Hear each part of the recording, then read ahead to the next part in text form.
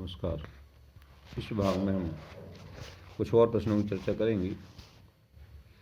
आइए देखें, ये है प्रश्न क्रमांक 20 का अथवा दहन ऊष्मा। जैसा कि आप जानते हैं, दहन का मतलब होता है ऑक्सीजन के साथ क्रिया, और दहन हमेशा ऊष्माक्षेपी क्रिया होती है। तो यहाँ पर दहन ऊष्मा या दहन एंथैल्पी का मतलब है किसी पदार्थ के एक मोल के दहन के फलस्वरूप होने वाला एंथैल्पी परिवर्तन दहन ऊष्मा या दहन एंथैल्पी कहलाता है। उदाहरण के तौर पर यदि हम एक मोल मीथेन को हवा में जलाएं तो इसके पूर्ण दहन से 890.4 किलो जूल ऊष्मा निकलती है। ये इसकी दहन ऊष्मा हो गई।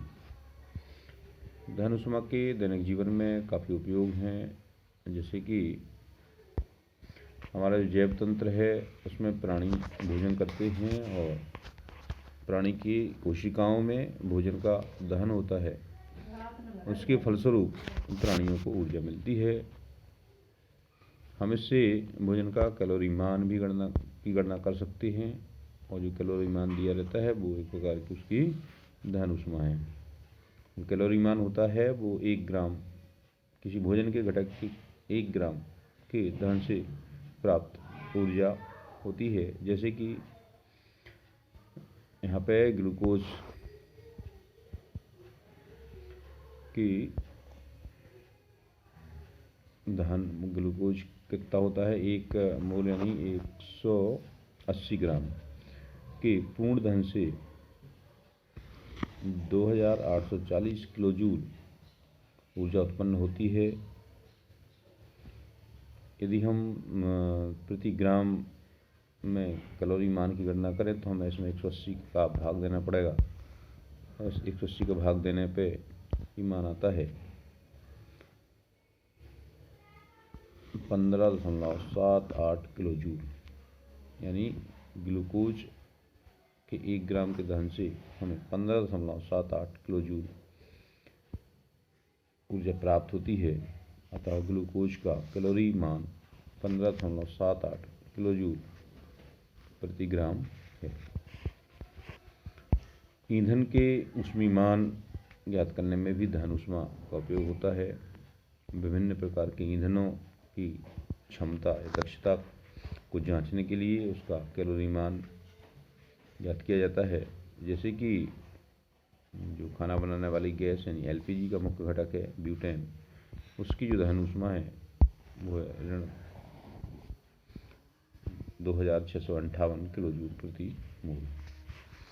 इस तरह से ये कुछ दहन ऊष्मा के उपयोग हैं, और अन्य बहुत सारे उपयोग दहन ऊष्मा के होते हैं। अब हम बात करें अगले प्रश्न की।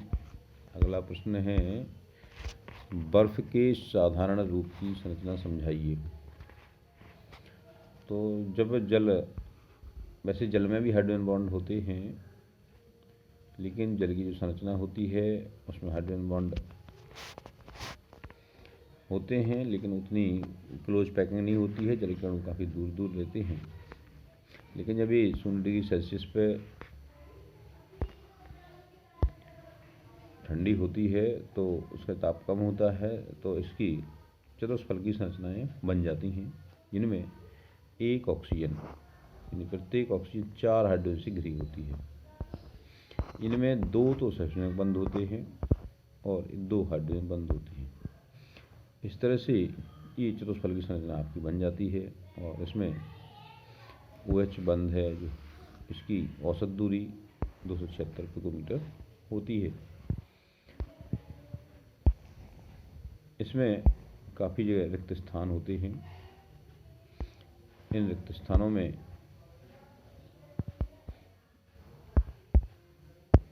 खाली जगह होने के कारण ही आपका जो जल है, जल का घनत्व तो पानी की तुलना में कम हो जाता है और बर्फ पानी पे तैरने लगती है। लेकिन जब बर्फ और अधिक ठंडी हो जाती है तो फिर इसकी संरचना डायमंड के जैसी हो जाती है। आइए हम बात करें उसकी अथवा वाले प्रश्न की। अथवा वाले प्रश्न में पूछा गया है कि जल का कौन सा गुण है जो इसे विलायक के रूप में उपयोगी बनाता है, ये किस प्रकार के यौगिकों को घोल सकता है और जल अपघटन करा सकता है। देखिए, जल में बहुत विलक्षण गुण हैं, लेकिन यहाँ पर जो प्रश्न पूछा गया है वो केवल विलायक की गुण का है। जल को सावित्रिक विलायक माना जाता है। इसके लिए मुख्य गुण जो इसके लिए उत्तरदायी है वो उसके जल कणों का ध्रुवीय होना है। जल कण ध्रुवीय होता है और इसमें जो ऑक्सीजन है वो हाइड्रोजन की तुलना में काफ़ी अधिक विद्युत ऋणात्मक है। तो जो OH बॉन्ड का जो साझी का इलेक्ट्रॉन युग्म है वो ऑक्सीजन की ओर स्थानांतरित हो जाता है और ऑक्सीजन पे आंशिक ऋणावेश हो जाता है और हाइड्रोजन पे आंशिक धनावेश आ जाता है। इस तरह से इसमें जल में ध्रुव बन जाते हैं। यह गुण आयनिक यौगिकों को घोलने में सहायक होता है। इसके साथ साथ जल में एक और गुण पाया जाता है, वो उसमें स्व आयनन या अपघटन हो जाता है। इसके कारण भी ये अन्य पदार्थों को आयनों में तोड़ने में सक्षम रहता है और इसमें हम H आयन और OH आयन देता है। जल में हाइड्रोजन बंध बनाने का जो गुण है ये भी ध्रुवीय अणुओं को घोलने में सहायक होता है। ये उनके साथ हाइड्रोजन बॉन्ड बना करके उनको घेर लेता है। जल का पराविद्युतांक भी काफ़ी उच्च है। इसके कारण इसमें प्रबल जलयोजन का गुण भी पाया जाता है और इस तरह से ये आयनिक और सहसंयोजी यौगिकों घुलता भी है, उनका जल अपघटन भी करता है। जैसे P2O10 यानी फास्फोरस पेंटाऑक्साइड, इसका जल अपघटन कराता है और फास्फोरिक अम्ल देता है। सिलिकॉन क्लोराइड इसका जल अपघटन भी कराता है और सिलिका देता है। Cl भी देता उत्पन्न करता है। इस तरह से जल के मुख्य गुण हैं। आप पुस्तक में देखेंगे तो उसमें भी बहुत सारी चीज़ें आपको मिल जाएंगी। अब बात करें 22वें प्रश्न की, तो इसमें पूछा गया है कि सोडियम धातु को जल में डाला जाता है तब क्या होता है। ये सोडियम धातु बहुत अधिक क्रियाशील होती है। जैसे ही ये जल के संपर्क में आती है तो बहुत तेज़ी से इसमें क्रिया होती है। क्रिया अत्यधिक ऊष्मा क्षेपीय क्रिया होती है और इसमें सोडियम हाइड्रोक्साइड बनता है और हाइड्रोजन निकलती है। यदि इसको कोई ज्वलनशील पदार्थ मिल जाता है साथ में तो ये बहुत तेज़ी से जलने में लगता है। इसमें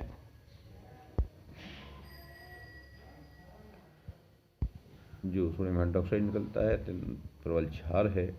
तो जिस जल में सोडियम को डालते हैं उसके बाद यदि हम उसमें लिटमस से या अन्य किसी से परीक्षण करें तो वो क्षार का परीक्षण देता है। तो यहाँ पे आपको ये लिखना है, जब जल को सोडियम के संपर्क में लाया जाता है तो ये अत्यधिक उसमें क्षेपीय क्रिया होती है और सोडियम हाइड्रोक्साइड और हाइड्रोजन गैस मुक्त होती है और पानी तेज़ी से गर्म हो जाता है। दूसरा है, इसमें सोडियम परऑक्साइड को जल में घोला जाता है तब क्या होता है।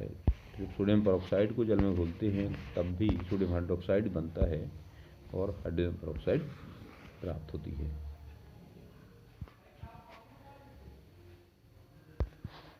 अब इसके अथवा का प्रश्न है, कारण स्पष्ट करते हुए पुस्तिका में लिखिए। इसमें है BeO यानी बेरिलियम ऑक्साइड जल में विलेय होता है, जबकि बेरिलियम सल्फेट जो बेरिलियम ऑक्साइड है वो जल में अविलेय होता है, जबकि बेरिलियम सल्फेट जल में विलेय है। इसके विपरीत बेरियम ऑक्साइड जल में विलेय है, जबकि बेरियम सल्फेट अविलेय है।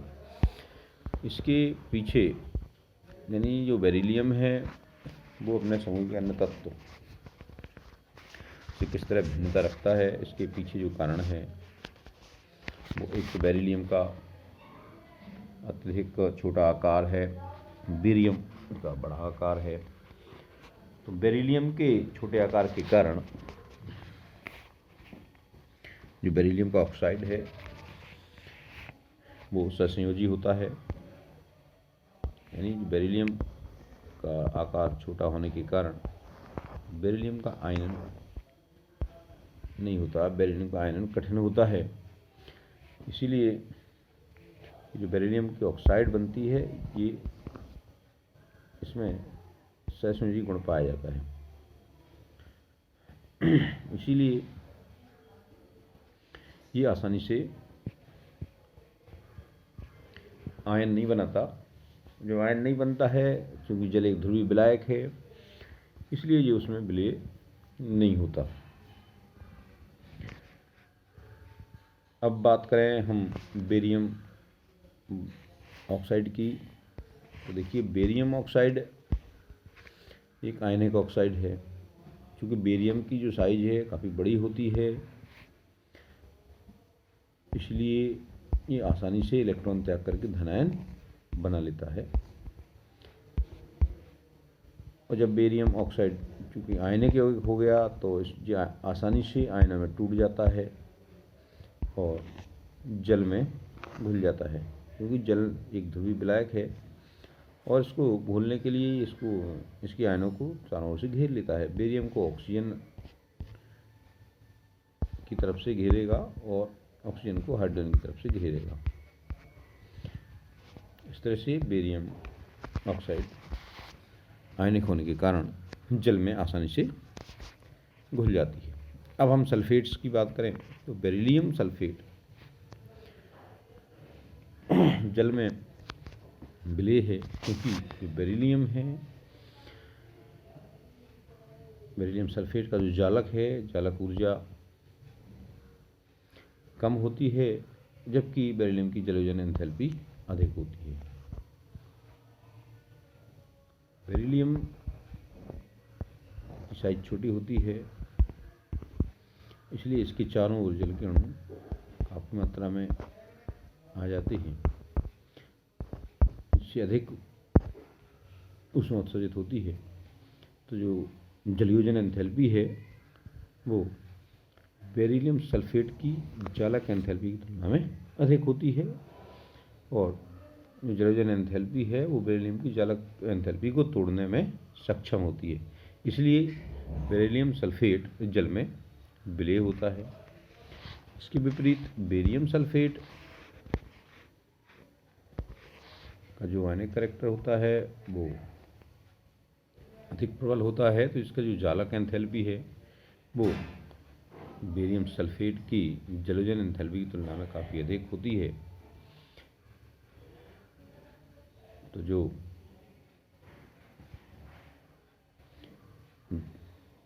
जलयोजन एंथैल्पी है वो इसकी जालक एंथैल्पी को तोड़ने में सक्षम नहीं है।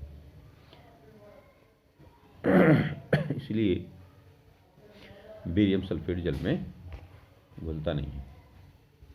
यहाँ पे देखिए आपका जल में विलेयता के संबंध में आप एक दो बातें समझ लीजिए। दो चीज़ें होती हैं आपका, एक तो जो आयनिक अणु हैं उसके आयनों के आपस में जुड़ने, यानी उसको जो जालक बनता है, जालक बनते समय कुछ ऊर्जा उत्सर्जित होती है, उसको हम जालक एंथैल्पी कहते हैं। दूसरा, जब ये जल में घुलता है तो कुछ ऊर्जा निकलती है, उसको हम जलयोजन एंथैल्पी कहते हैं। तो यदि जलयोजन एंथैल्पी इतनी अधिक है कि वो इसकी जालक ऊर्जा से ज़्यादा हो जाती है, यानी इसकी जालक ऊर्जा की पूर्ति कर देती है, तो ये उसको घोलने में सक्षम होगा। और यदि जालक ऊर्जा अधिक है तो वो घोलने में सक्षम नहीं होगा। इस तरह से हमारा ये जो अर्धवार्षिक का पेपर है प्रश्न पत्र है अपन ये पूरा हुआ। आप सबको चाहिए कि आप इसको अपने हिसाब से अपने शब्दों में हल करके अपनी कॉपी पे लिखिए, और इस तरह की अन्य प्रश्न ढूंढिए और अपने हिसाब से इनके उत्तर लिखिए और सतत अभ्यास करते रहिए। क्योंकि जो रसायन हैं इसकी ये प्रकृति होती है कि इसका जैसे अभ्यास करना कम कर देते हैं तो वो भूलने लगती है।